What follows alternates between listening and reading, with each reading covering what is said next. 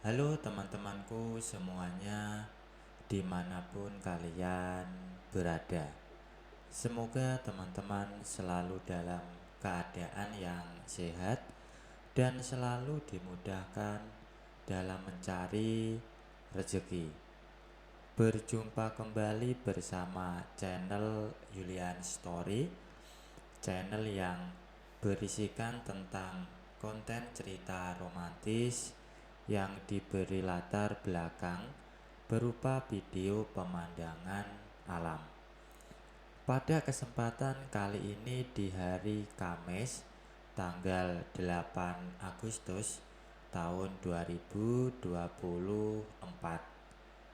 Untuk kali ini saya menghadirkan kisah terbaru ya teman-teman. Dan kisah kali ini menceritakan tentang seorang wanita sekaligus seorang ibu rumah tangga yang mempunyai nama Ibu Saadah, yang saat ini usianya sudah 42 tahun. Dan suaminya seorang pegawai pemerintahan di kota B yang mempunyai nama Prasojo, yang umurnya 47 tahun.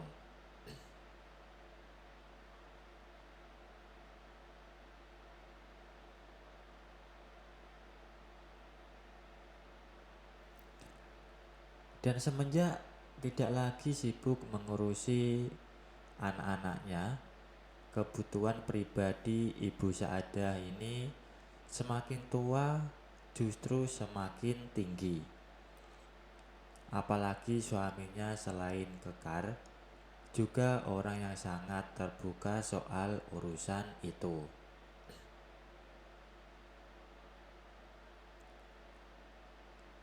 Mereka melakukannya sangat sering, minimal seminggu 3 kali.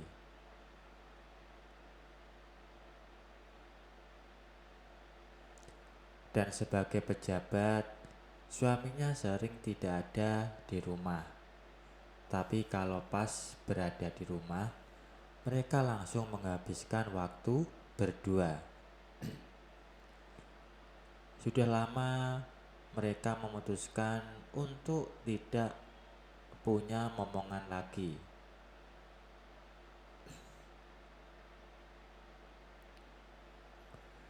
Dan sebagai wanita berumur, Ibu Saadah ini sadar kalau dirinya masih tetap sanggup membuat para pria tertarik kepadanya.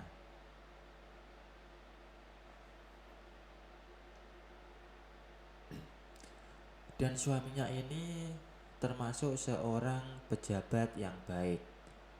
Dia ramah pada setiap orang. Di kampung, dia termasuk aparat yang disukai oleh para tetangga. Apalagi suaminya juga banyak bergaul dengan anak-anak muda kampung. Dan kalau pas berada di rumah, suaminya sering mengajak anak-anak muda untuk bermain dan bercakap-cakap di teras rumah.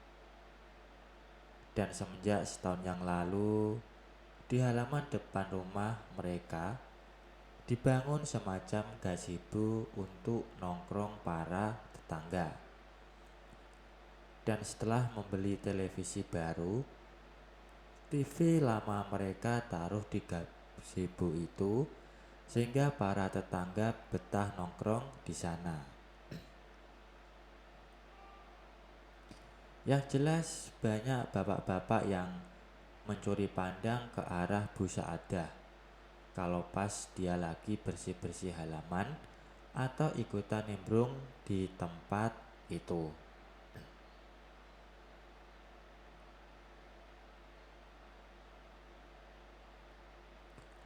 Selain bapak-bapak, ada juga pemuda dan remaja yang sering bermain di rumah.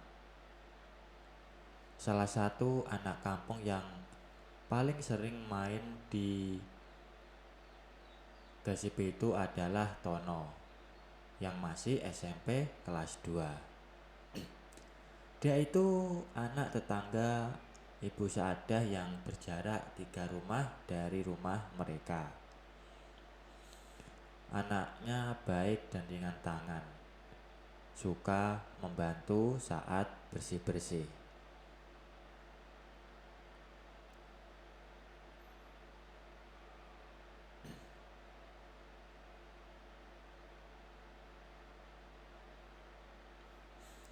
Malam itu mereka lupa kalau Tono tidur di gazebo depan.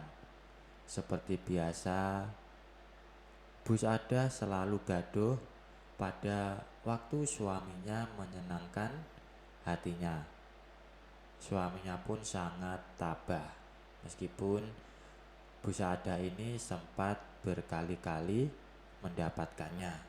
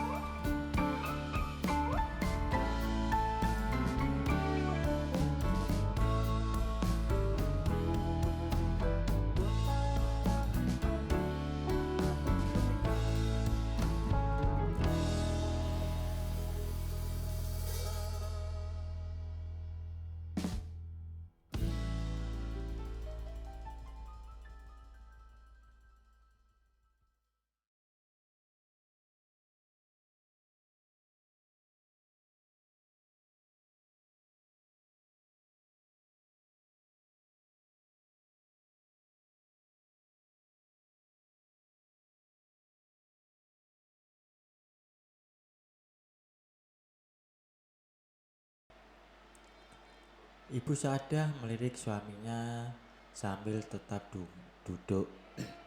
Suaminya tetap diam saja.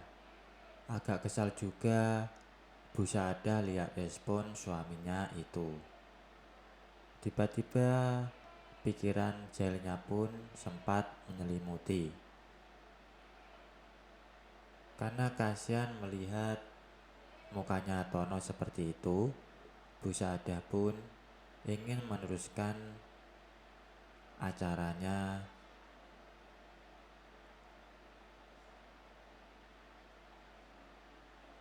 Kecelakaan itu benar-benar di luar perkiraan mereka semua. Tapi suaminya memegang pundak Bu Saadah. Yang dipikir dia mengizinkan kejadian itu. Entah apa yang ada di pikiran Bu Saadah saat ini, dia tiba-tiba sangat ingin mewujudkan keinginan si Tono. Tiba-tiba karena sensasi yang aneh itu, Bu Saadah sudah tiba terlebih dahulu. Tak lama, Tono juga menyusulnya. Bu Saadah seperti hilang kendali. Semua tiba-tiba gelap dan dia diserbu oleh badai. Sejenak ia diam, tak tahu harus bagaimana.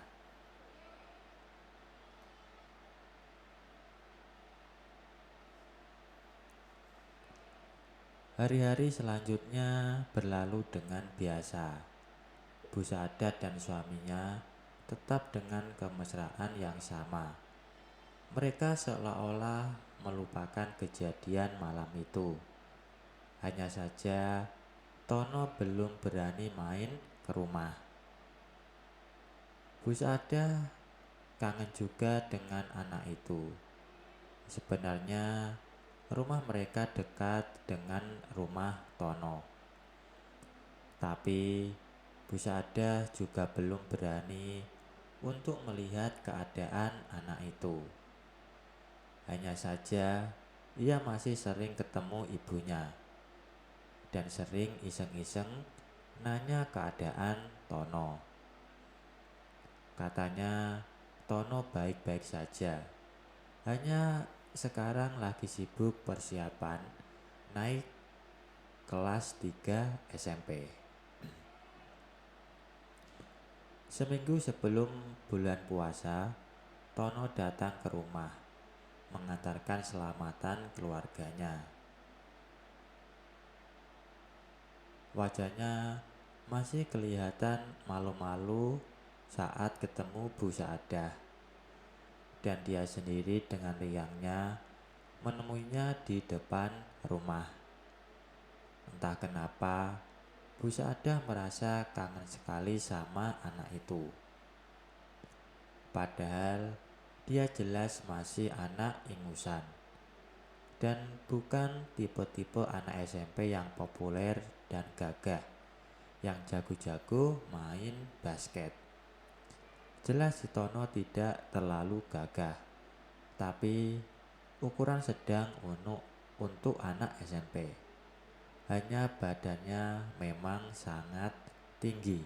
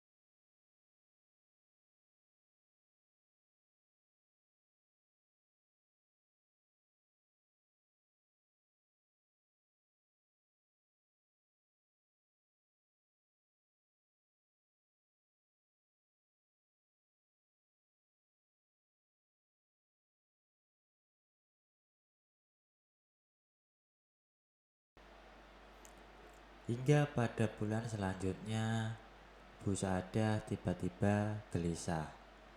Sudah hampir lewat 2 minggu, dia belum kedatangan tamu.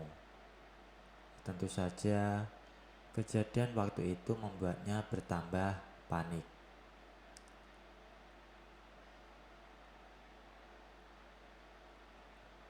Dia belum berani bilang pada suaminya.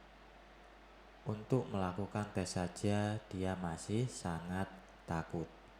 Takutnya kalau positif. Hingga pada suatu pagi, dia melakukan tes di kamar mandi.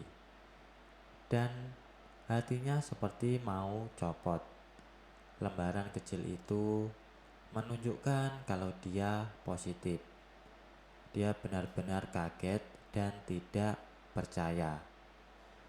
Jelas itu bukan dari suaminya. Mereka selalu melakukan dengan aman. Dan jelas sesuai dengan waktu kejadian, itu adalah dari Tono.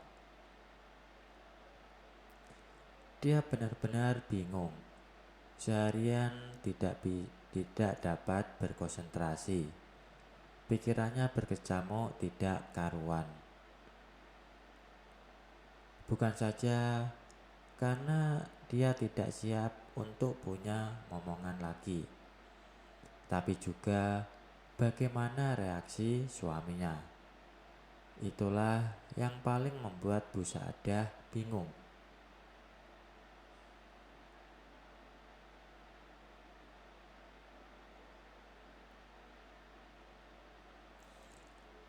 Hari selanjutnya, sore-sore mereka berdua menemui dokter. Setelah dilakukan tes, dokter cantik itu memberi selamat pada mereka berdua. Mereka mengucapkan terima kasih atas ucapan itu. Dan sepanjang jalan pulang, mereka tidak berkata sepatah kata pun. Dan setelah itu, suaminya tidak menyinggung masalah itu lagi. Bahkan, dia memberi tahu pada anak-anak kalau mereka akan punya adik baru. Dan ternyata anak-anak senang juga karena sudah lama tidak ada anak kecil di rumah itu. Tono akhirnya tahu juga kabar itu. Bu Saadah tidak tahu apakah dia sadar kalau itu adalah hasil dari perbuatannya. Yang jelas, Tono menjadi sangat perhatian pada Bu Saadah. Setiap sore, dia ke rumah untuk membantu apa saja. Dan pada suatu malam, suaminya harus pergi dinas keluar kota. Malam itu, Bu Saadah membiarkan Tono sampai malam di rumah sambil membantu menjaga rumah. Bu Saadah harus ikut pengajian dengan ibu-ibu kampung. Dan jam 9:30 malam, dia baru pulang. Dan sampai di rumah, dia melihat Tono masih mengerjakan tugas sekolahnya di ruang tamu. Baik teman-teman, mungkin cukup sampai di sini dulu untuk cuplikan cerita yang bisa saya berikan ya. Kalau ada salah pengucapan maupun penulisan, saya minta maaf yang sebesar-besarnya. Semoga teman-teman dapat terhibur dengan cerita yang kali ini saya sajikan. Dan nantikan kelanjutan ceritanya hanya di lain kesempatan. Saya ucapkan selamat beraktivitas ya. Dan terima kasih.